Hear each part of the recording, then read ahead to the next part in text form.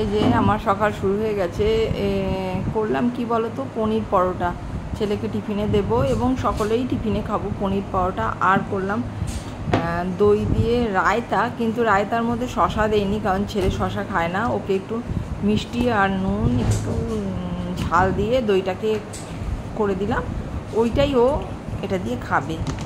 ও শশা খাবে না, এই খাবে না, আবার টক দইও খায় না, তার জন্য ওরকম করলাম। আর পনির পরোটা এর আগের দিন আমি আরেকদিন করেছিলাম আর আজকে করলাম, মানে দারুণ হয়েছিল। আগের দিনও ভালো হয়েছিল। আর আজকে কি করেছি বলো তো, শুধু পনির পরোটা না, মানে আটাটাকে না আলু দিয়ে মেখেছি। আলু আর ছোটো ছোটো করে পেঁয়াজ কুচি দিয়ে ও আলু সিদ্ধ দিয়ে পেঁয়াজ কুচি দিয়ে ময়দাটা আটাটাকে নুন দিয়ে একটু ঝাল দিয়ে মেখেছি।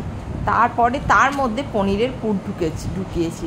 তাই জন্য আজকেরটা, মানে আমি তো পরে ভয়েস ওভার দিচ্ছি, আজকেরটা দারুণ হয়েছিল খেতে। মানে যেমন সফট তেমনি ভেতরে পুরটা মানে দারুণ লাগছিল। তো ওই জন্য তোমাদের শেয়ার করলাম মানে আমি কীরকম করে করেছি। আর আগের দিন করেছিলাম এমনি ময়দাটাকে যেরকম মেখেছিলাম তার মধ্যে শুধু পনিরের পুরটা করে দিয়ে দিয়েছিলাম। তো আজকে যেহেতু আলু দিয়ে ময়দাটা মেখেছি আরও সুন্দর টেস্ট হয়েছিল খেতে। তো আর প্রত্যেক দিনে তো নানা রকমের নিত্য নতুন আমাকে ছেলেকে টিফিন দিতেই হয়, কিছু করার নেই। তো মাঝে আবার অনেক দিন থাকবো না, তা জানি না ছেলে কীরমভাবে টিফিনের অ্যারেঞ্জ করবে। ও তো বলেছে ওখানে একটা বৌদি টিফিন দেয়, টিফিন মানে যে যা বলে সেটা বানিয়ে এনে দেয়। তো বললো ওখানেই তাহলে করবো। তো এদিকে করে নিচ্ছি পটলের তরকারি। ঠিক তরকারি না, একদম পটলের রসা হবে, মানে একদম মাখা মাখা হবে। এটা রাতে রুটি দিয়ে খাবো, নিরামিষই হবে। অনেকেই না পটল খেতে ভালোবাসে না, আর আমি না ভীষণভাবে পটল খেতে ভালোবাসি, ভীষণভাবে। আর হবে দই মাছ। এই যে মাছগুলো তো তোমরা জানো আমি একসঙ্গে 12টা করে মাছ ভেজে রাখি বা 10টা করে মাছ ভেজে রাখি দুদিনের জন্য। তো একদিনেরটা করি আর একদিনের ভাড়াটা তুলে রাখি, নয়তো বারবার ওই ফ্রিজ থেকে মাছের কৌটো বার করো তাকে। আর এটা না মা করেছে পেঁয়াজ পোস্ত, তার নাতি ভালোবাসে তাই পেঁয়াজ পোস্ত করেছে, এটা মা করেছে সম্পূর্ণ। এটাও দারুণ হয়েছিল খেতে। তো আমি পেঁয়াজ পোস্ত বেশি খেতে পাই না, আর এটা হচ্ছে উচ্ছে ভাজা। আমি পেঁয়াজ পোস্ত বেশি খেতে পাই না, আমার ভীষণ অম্বল হয়, ভীষণ পরিমাণে অম্বল হয়, আমি খেতে পাই না। তোমাদের কি কারো এরকম অম্বল হয় পেঁয়াজ দিয়ে পোস্ত খেলে? আমার হয় না, আলু পোস্ত হয় না, কিন্তু পেঁয়াজ পোস্ত খেলেই আমার অম্বল হয়। তো কিছুটা রান্না এগিয়ে গেছে, মা ওই উচ্ছে ভাজাটা আর পেঁয়াজ পোস্তটা মা করে গেছে। আমার ঠাকুর দিয়ে ঘর পরিষ্কার করে নিচে নামতে না প্রায় 10:30 11টা বেজে যায়, যার জন্য মা কিছুটা এগিয়ে রাখে আর আমি এসে বাকিটা করে নিই। মাকে বলি যে তোমাকে করতে হবে না, তুমি শুধু জোগাড় দিয়ে রাখো, আমি করে দিই। তো মা ভাবে যে আগুনটা খালি যাচ্ছে, মানে গ্যাসটা খালি যাচ্ছে, একটা দুটো করে করেই রাখে মা, প্রায় দিনই তাই করে। এদিকে ভাত বসে গেছে। তো আর ভাল লাগে না প্রত্যেক দিন বলো তো রান্না করতে, কারোর ভাল লাগে? এদিকে ডিম সিদ্ধ দিয়েছি, ছেলে ডিম খায়, ডিম আলু সিদ্ধ দিয়েছি। কখন ডিমটা আমাদের বাড়িতে প্রায় দিনই অনেক কটা করে সিদ্ধ হয়, যার যখন খিদে পায় ডিমই খেয়ে নেয়।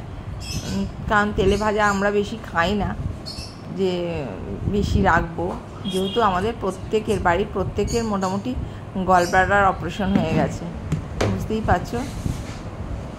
এটা হচ্ছে তার পরের দিন, আমার ওই আগের দিনের ভিডিওটা ছোট ছিল, এটা হচ্ছে তার পরের দিন। এটা দিচ্ছি আমি ওকে আলুর পরোটা, এটা সম্পূর্ণ আলুর পরোটা। আগের দিন দিলাম পনির পরোটা। আমি দুটো ভিডিওকে না একসঙ্গে পাঞ্চ করে দিয়েছি, যাতে ওই ছোট ছোট ভিডিও না দিয়ে একসঙ্গে দিয়ে দিয়েছি, এতে আশা করি তোমাদের কোনো অসুবিধা হবে না। এটা হচ্ছে আলুর পরোটা সম্পূর্ণভাবে। ওই এক এক দিন এক এক রকমের পরোটা, মাঝে খুব ফ্রাইড রাইস আর পোলাও দিচ্ছিলাম, মেয়ে ছেলে খেয়ে ইয়ে হয়ে গেছে, মানে কি বলবো, অরুচি ধরে গেছে। আর করেছিলাম সাদা আলুর তরকারিও ভীষণ ভালোবাসে। তবে সাদা আলুর তরকারি পরোটার থেকে লুচি দিয়ে আমার মনে হয় বেশি ভালো লাগে। তো কিন্তু লুচিও খাবে না, বললো ডিপ ফ্রাই খাবো না, কারণ একদিন লুচি অনেকগুলো খেয়ে নিয়ে ওর খুব কষ্ট হয়েছে, তারপর থেকে আর লুচি খেতে চাইছে না। বেশ কিছুদিন খাবে না আমি জানি, তারপরে আবার খাবে। তো যাই হোক, এখন ওই অল্প তেলে পরোটা করে দিয়ে, বা শুধু পরোটা করে দিলে শক্ত হয়ে যায়, সেই কারণে একটু অল্প তেল দিয়ে মানে পুর ভরিয়ে করে দিই, তাহলে নরম। তো এইসব আজে বাজে কথা বললাম, এইসব সংসারের কথা আর ভালো লাগছে না। এবার বলো তো তোমাদের কার কার পুজোর বাজার হয়েছে সেটা বলো তো। আমার কিন্তু পুজোর বাজার হয়নি, তবে আমি যেহেতু ঘুরতে যাব, কোথায় ঘুরতে যাব সেটা তো যেদিনকে যাব সেদিনকে আস্তে আস্তে বলবই, কিন্তু আমার পুজোর বাজার হয়নি। তবে অনলাইন থেকে প্রতিদিনই কিছু না কিছু অর্ডার দিচ্ছি আর কিছু না কিছু আসছে, কারণ বাজারে এত গরমে আমি যেতে পারছি না।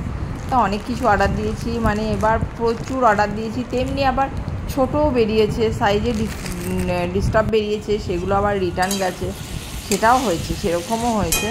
তো তোমরা কে কী বাজার করলে, কার কীরকম পুজো বাজার হলো একটু জানিও তো। আমার সেরকমভাবে কিছু হয়নি, আর কিছু নেবো না, যেহেতু এতদিনের জন্য ঘুরতে যাচ্ছি, সেখানে একটা বিশাল খরচা আছে, তাই জন্য আর নেবো না।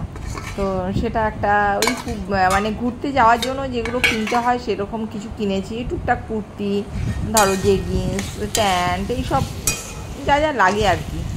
কারণ আমার যেগুলো আছে না সেগুলো ছোট হয়ে গেছে মানে আমি মোটা হয়ে গেছি, ওরা ঠিক আছে, আমি মোটা হয়ে গেছি, যার জন্য ওগুলো আর হচ্ছে না, তাই জন্য আবার নতুন নতুন কিনতে হয়েছে। তবে আমি দোকানে গিয়ে কিচ্ছু কিনিনি, কারণ এত ভিড়ে আর এত গরমে আমি যেতেও পাচ্ছি না। তারপরে সন্ধ্যের দিকে একটু রিলস করি, তো তখন আর কোথাও বেরোতে ইচ্ছা করে না, যে একদিন বেরিয়ে গেলেই না রিলস করা হয় না, ওই কারণে আর কোথাও বেরোতেও ইচ্ছা করে না। তারপরে ঘরে কাজ থাকে, মানে সব মিলিয়ে আর ইচ্ছা করে না বলে অনলাইনেই সব করে নিয়েছি, তেমনি রিটার্নও গেছে অনেকগুলো। তো আমি অবশ্য যা যা নিয়েছি সবই শর্টসে মাধ্যমে দেখিয়েছি, এফবিতে দেখিয়েছি বেশি। তো আশা করি প্রত্যেকেরই পুজোর বাজার খুব ভালো হয়েছে। আর এখন কি আমরা নতুন জায়গায় আসার পর পুজোর সেই হিড়িকটা আর নেই। আমরা আগে যেখানে ছিলাম না, সেখানে পুজোর একটা বিশাল হিড়িক ছিল। হিড়িক বলতে একটা জামা কাপড় নেওয়ার তো ছিল, তার সঙ্গে আমাদের আড্ডার ব্যাপার ছিল। প্রত্যেক দিন সন্ধেবেলা, রাতের বেলা, দুপুরবেলা, মানে একটা আড্ডা, খাওয়া দাওয়া, এইসবের ব্যাপার ছিল, মানে হেভি এনজয় করতাম। সেই এনজয়ের ব্যাপারটা এখানে আমি পাইনি। এখানে কোথায় বেরোবো বলো, কোথাও বেরোনোর নেই। আশেপাশে যে পুজো হয় আমি ভালো কাউকে চিনি না, তো একটু টুক করে ঠাকুরটা দেখে আসি, বছরে কার দিনে ঠাকুর দেখতে হবে তাই দেখি, নয়তো মানে পুজোর সময় পুরনো জায়গাটাকে খুব মিস করি। আমি করি, আমার ছেলেরা করে, আমার হাজব্যান্ড করে, সবাই, বাবা মা করে, প্রত্যেকে পুজোর দিন কটা খুব মিস করি। ওখানে আনন্দটা অন্য রকম ছিল, ঘরেও আনন্দ ছিল, এখানে সেই আনন্দটা নেই। এখানে সেই ঠাকুর দেখতে যাও তো ওই ভিড় ঠেলে রাতের মধ্যে, অত শখ নেই, ওই ঠাকুর দেখার শখ অন্তত আর এই বয়সে নেই, ওটা বাচ্চা বয়সে হয়, যখন সকলে প্রেম করে তখন ওই প্রেম করার জন্যই ঠাকুর হয়তো দেখতে যায়। যাই হোক, তো দেখলে তো অনেক বক বক করলাম।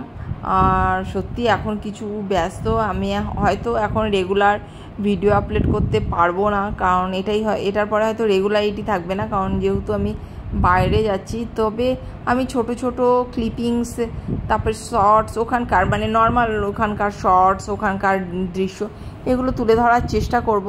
প্লিজ তোমরা পাশে থেকে ওগুলো দেখো, এনজয় করো, কোথায় যাচ্ছি তাহলেও জানতে পারবে। কারণ আলাদাভাবে শর্টস করার বা ভিডিও করার সময় বা ভয়েস দেওয়ার, এডিটিং করার, এগুলো পাবো না, হয়তো পাবো না। তারপরে তো নেটের সমস্যা আছে, আমার তো নেটের সমস্যা সব জায়গাতেই থাকে, সেই কারণেই বললাম হয়তো এরকমভাবে ব্লগ ভিডিও দিতে পারবো না, রেগুলার ব্লগ দিতে পারবো না। তো সেক্ষেত্রে আমি ওখানকারই শর্টস, সিনারি এই দিয়ে যা দিতে পারি, আমি জানি না কি পারবো বা কতটা পারবো দেবো। দেখো তোমরা সবাই ভালো থেকো, টাটা।